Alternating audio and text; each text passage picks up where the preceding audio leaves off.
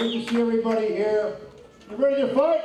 Yeah! You know, I was interviewed the other day in Cincinnati, and somebody was talking about the war on workers. And one of the people holding, why do you call a war? Why is there a war? Do you know there's a war? Yeah. You know there's a war because they declared war on us. They're coming after us, and it began January 1 when they took over, when the Republicans took over the House and the Senate here in Ohio, and they're coming after us. And the first thing they did was take away collective bargaining from our public employees. Are we going to stand for that? No! And you know, that's the first step. They did the same thing in Wisconsin. Does anybody see a plan here? They say this is a war that is all over the place. It's in Ohio, it's in Wisconsin, it's in Michigan, it's in Pennsylvania, it's in New Jersey, it's in Indiana. They introduced right to work in 14 states simultaneously. Do you get the conspiracy? They're together. They got a plan to take us down. But you know, the good thing about Ohio is we got the citizens' veto. And man, is it working. You know, they were telling us that we only needed 300,000 signatures.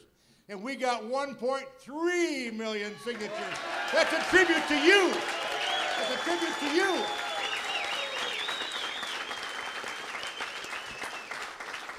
I think this is going to work, and you know, they say the whole world's watching. America is watching Ohio. Between now and November 8th, we've got to send a message. This is our time. This is our time for workers to stand up.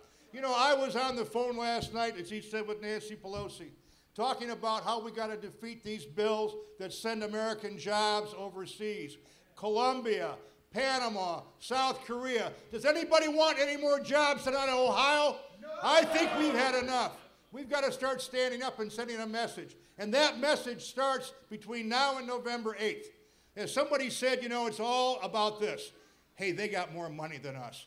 All the big money's out there, and they're involved against you right now. Who do you think's financing those ads? Tea Party's talking. The Tea Party's doing it. And we've got to fight back. And we've got to be ready. So the answer is, they got the money, we got the votes. But how do we get those votes to the polls? If everybody here votes, are we all going to vote? Yeah. All right. Now, it's more than that. Take all the people here, and let's multiply that by 5 and 10. Let's get the relatives in our home. Let's get our moms and dads, our fathers, uncles, anybody that you can get that's a voting age, and get them to the polls, get the neighbors there. That's how we're going to win. If we can multiply our people here, that 1.3 will be nothing. We will have millions of people say no to SB 5. That's what we're doing. Now, you know, when they started all this, they came to us and said, you don't understand, Teamsters. This is just about the public employees. We don't want you. We didn't fall for that because we know that an injury to one is an injury to all. And we know that.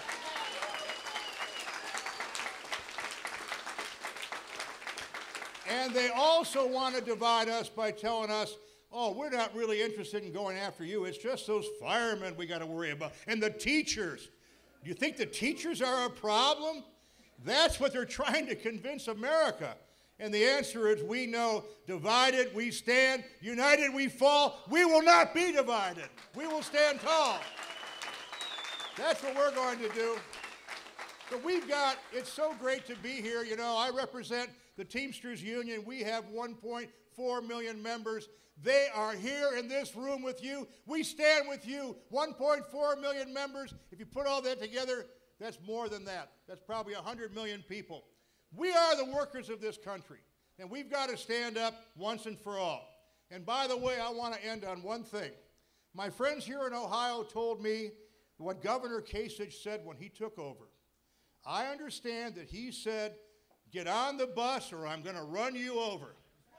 Well, Governor Kasich, we got a big truck out there, and now we're going to run you over. All right.